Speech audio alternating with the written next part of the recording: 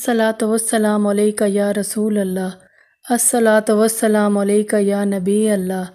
अस्सलातु वस्सलामु अलैका या हबीब अल्लाह।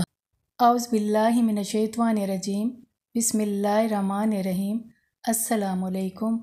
अल्हम्दुलिल्लाह एक और नई वीडियो के साथ हाजिर हूँ। कैसे हैं आप सब? मेरी दुआ है कि अल्लाह ताला आप सबको हमेशा यूं ही खुशो खुरम रखे, आमीन। खुद को 5 वक्त की नमाज का आदी बनाइए।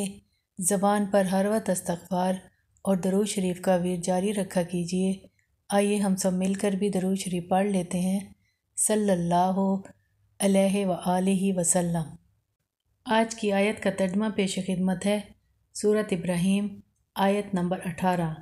मिसाल उन लोगों की जिन्होंने कुफ़र किया अपने रब के साथ, उनके अमाल ऐसी राख की मानिंद होंगे जिसे उड़ा दिया हो आंधी ने एक तूफ़ानी दिन में।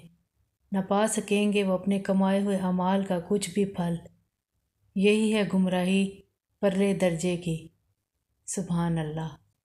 आज के दौर में हर कोई किसी न किसी परेशानी में मुब्तला नज़र आता है। जिस काम में हाथ डालते हैं नाकामी का सामना करना पड़ता है।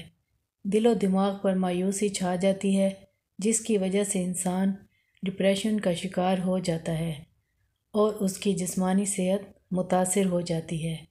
अपनी आज की वीडियो में मैं आपको एक आज़मूदा वजीफ़ा बताऊंगी, जिससे इंशाअल्लाह ताला आपको हर तरह की ज़हनी परेशानी से निजात मिल जाएगी और जहन पुरसकून हो जाएगा।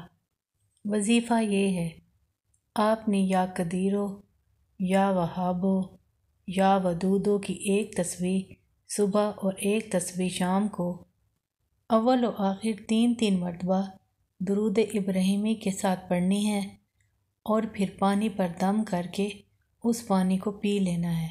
ये तस्बीह आप खुद भी पढ़ सकते हैं या कोई और पढ़कर आपको पानी पर दम करके पिला सकता है।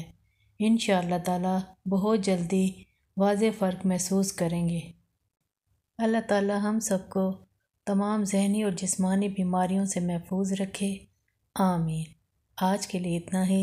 इंशाअल्लाह ताला एक और नई वीडियो के साथ दोबारा हाजिर खिदमत होंगी। अब इजाज़त चाहूँगी। अल्लाह ताला हम सब का हामी और नासिर हो। अल्लाह हाफिज़।